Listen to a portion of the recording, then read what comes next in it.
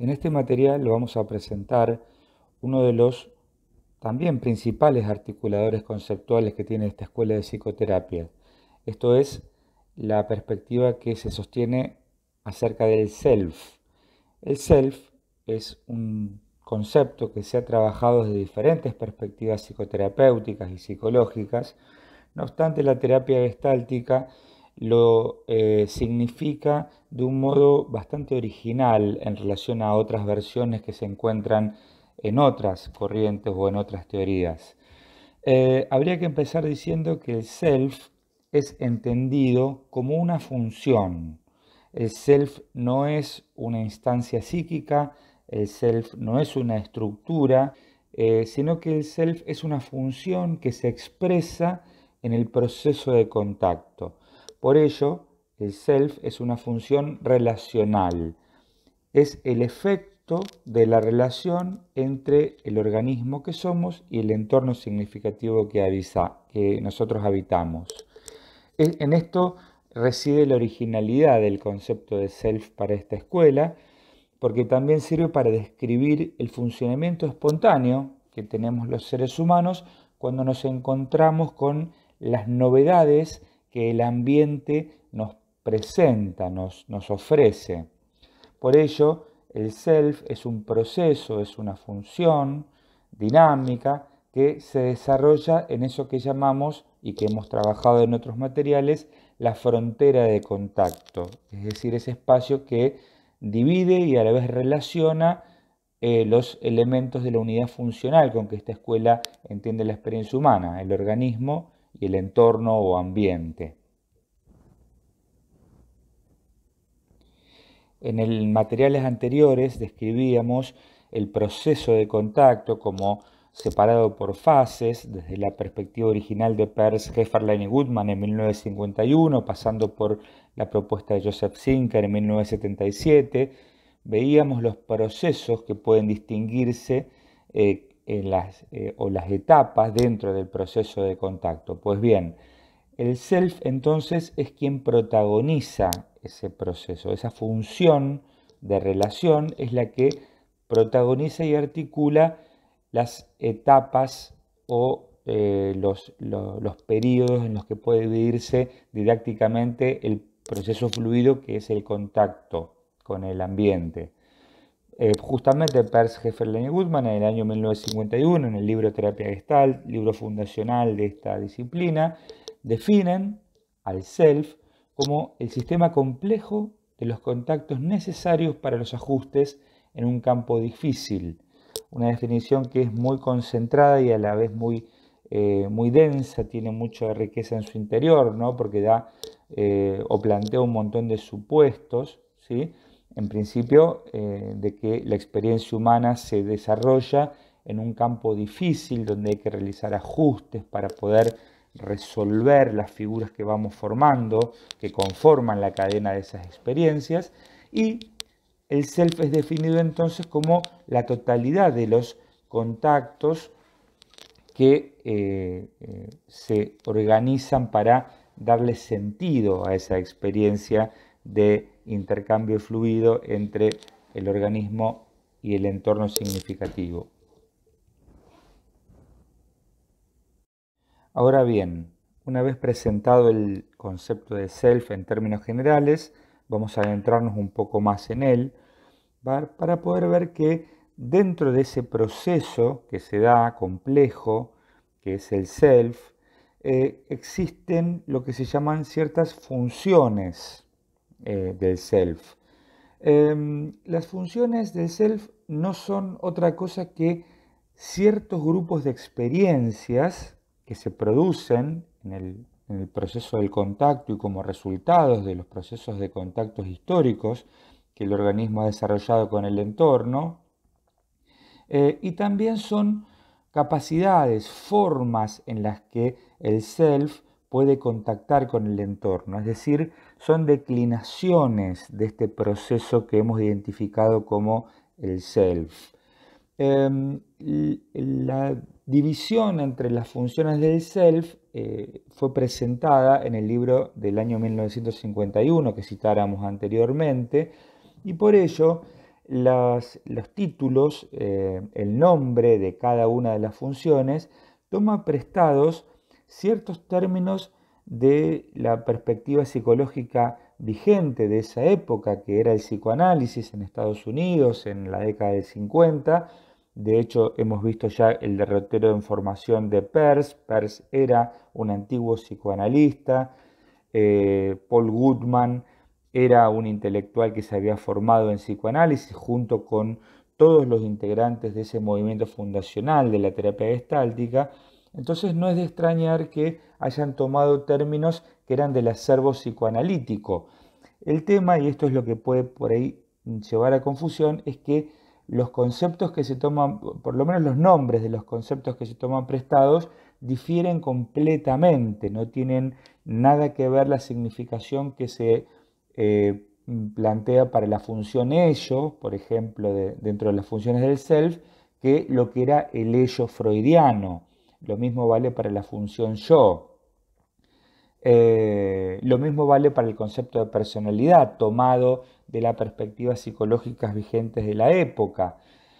Por eso vamos a tener que hacer un trabajo de descripción y diferenciación importante para distinguir qué quiere decir el término ello expresado como una función del self, lo mismo personalidad, lo mismo yo. Pero quedémonos en principio con la idea de que se trata de formas que asume la experiencia del proceso de contactar. Ahora las vamos a ver más en detalle. Vamos a ver, sí, que siguiendo la lógica de los fundamentos de la terapia Gestalt, estas funciones son descritas en términos fenomenológicos, en términos experienciales. Es decir, cada una de las funciones del self describen experiencias, describen formas de estar en el mundo y formas de significar la experiencia en el mundo. Empezando por la función ello, podríamos señalar que hay como tres partes que se relacionan entre sí, que componen esta función ello, en términos fenomenológicos, en términos experienciales. Es decir, se entiende por función ello todo lo que tiene que ver con la experiencia sensorio-motora que tenemos nosotros a cada momento de nuestro aquí ahora, de nuestra experiencia. Se entiende que esa experiencia sensoria-motora, si bien se expresa en cada momento del aquí y ahora, es el fruto de una serie de contactos que han sido asimilados a lo largo de todo el proceso de desarrollo psicofísico que hemos tenido cada uno de nosotros como seres humanos. Es decir, en ese proceso de desarrollo, desde que nacemos y quizás desde antes de nacer, desde que nos desarrollamos como embriones hasta que vamos desarrollando posteriormente del nacimiento las diferentes etapas, se van produciendo contactos con nuestro entorno que van generando adquisiciones que después quedan selladas, quedan grabadas en nuestro cuerpo y que constituyen la base de la experiencia sensorio-motora, del uso que hacemos de nuestros brazos, nuestras piernas, nuestras formas de respirar, de caminar, de hablar, diferentes aspectos que son como efectos de nuestra historia evolutiva ontogenética. Por otro lado, el otro apartado que incluye las funciones del ello tiene que ver con las excitaciones que provienen del organismo que somos, fundamentalmente lo que se llaman las necesidades fisiológicas. Hay que hacer un apartado en esto para señalar que si bien nosotros sentimos, registramos las necesidades fisiológicas en nuestro cuerpo, muchas veces el origen de esas necesidades no son necesariamente la interioridad de nuestro cuerpo. Y acá se pone otra vez de manifiesto esta discusión que propone esta escuela acerca de la falsa distinción que implica lo interior y lo exterior. Muchas veces, por ejemplo, nosotros sentimos hambre o apetito, pero no espontáneamente, sino porque, por ejemplo, estamos mirando o nos encontramos con algún alimento que es apetecible y a partir de ahí, a partir de esa estimulación del entorno, aparece el registro del hambre o del apetito. Sucede también con cualquier otro registro de necesidad fisiológica. Muchas veces encontramos una gran necesidad de sentarnos a descansar cuando tenemos a la vista un mullido sillón que nos promete reposo y relajación. O sucede también con la excitación sexual. Los seres humanos muchas veces nos encontramos con nuestra excitación sexual al presenciar o al habitar un entorno, una situación que genera en nosotros esa activación. Entonces, la cuestión de la interioridad y la exterioridad es discutible como fuente. En realidad es un proceso recursivo, pero sí forma parte de lo que llamamos generalmente necesidades fisiológicas y son parte de la función la función ello del self para esta escuela de psicoterapia. Y el tercer elemento que integra e incluye a los dos anteriores es, podríamos decir que la función ello engloba entonces todo lo que nosotros llamamos la experiencia dentro de la piel, ¿sí? Todo lo que incluye lo sensoriomotor, las necesidades fisiológicas, que a la vez nos dan una sensación de integración de la experiencia corporal y también una confianza básica para enfrentar el entorno, esa sensación de mismidad, de corporeidad que todos sentimos, es la función ello, es parte de ese proceso que nos permite, con esa confianza que sentimos de la mismidad, de saber dónde están mis brazos, dónde están mis piernas, cómo apoyo cada paso que doy en el suelo, cuando camino, cuando corro, qué pasa con el aire al respirar, cuando ingresa al cuerpo, cuando lo exhalo, las tensiones musculares, la relajación muscular, toda esa experiencia de integración corporal es la que me permite ir al mundo, es la que me permite tener una confianza básica de que voy a ir al mundo a encontrarme con el entorno desde una sensación de mismidad.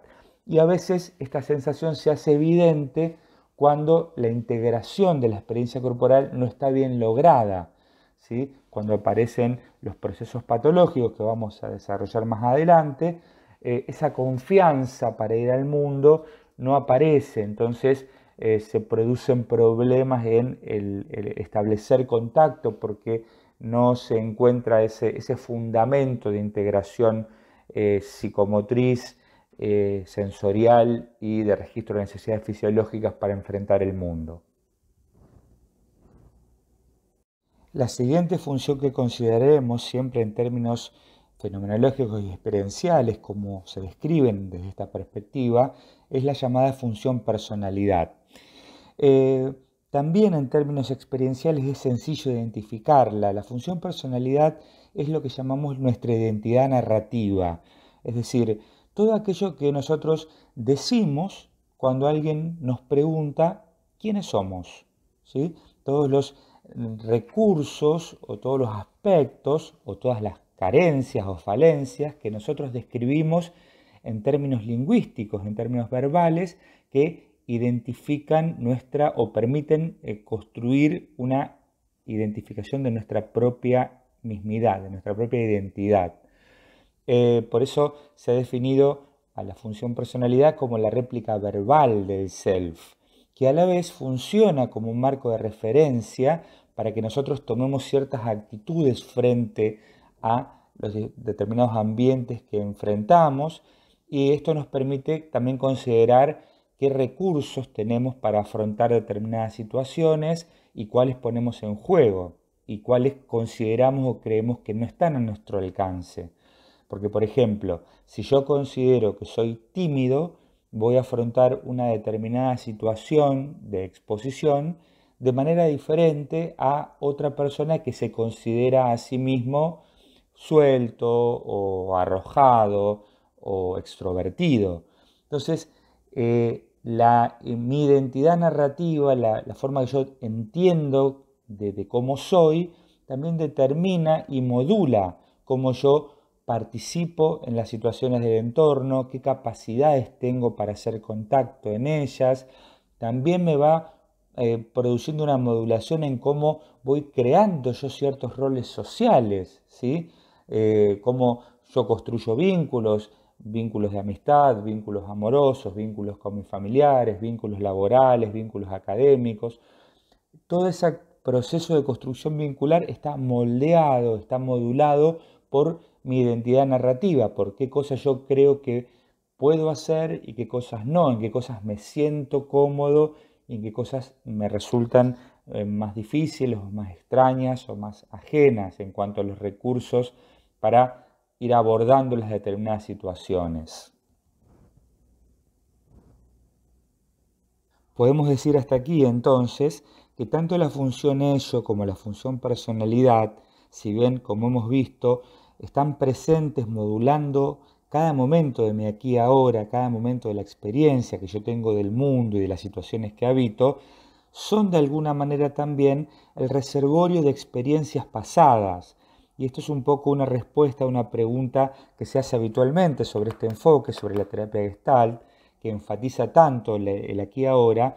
Muchas veces se pregunta, bueno, ¿y qué pasa con el pasado? ¿En qué lugar se le da al pasado? Pues bien, tanto la función ello como la función personalidad son los testigos de nuestro pasado, son los descriptores que nos permiten entender el recorrido evolutivo que hemos hecho en términos de psicomotricidad, en términos de identidad lingüística, para llegar a este presente. Son, como esos monumentos de la antigüedad, una fachada viva de cómo ha sido nuestra historia, si ha sido una historia cuidada, si ha sido una historia contenida o si ha sido una historia que ha tenido muchas experiencias de daño, muchas experiencias de frustración. Es decir, las funciones del self también nos dan una perspectiva o nos permiten tener una perspectiva diagnóstica de cómo ha sido el proceso evolutivo del desarrollo de una persona, de acuerdo a cómo se presentan en el aquí y ahora, con qué grado de integración se presentan en el aquí y ahora. Por último, entonces, vamos a ver la función yo, que podríamos decir, para sintetizarlo, la función yo es el agente de la experiencia. La función yo es la función o la parte del self que ejerce la intencionalidad en el campo, ¿sí? Esa función que se expresa toda vez que nosotros tomamos una decisión en el campo en el que nos estamos desarrollando nuestra vida, nuestra experiencia, y por supuesto, esas decisiones que tomamos están articuladas con la información que provienen de las otras funciones del self, de la función personalidad y de la función ello.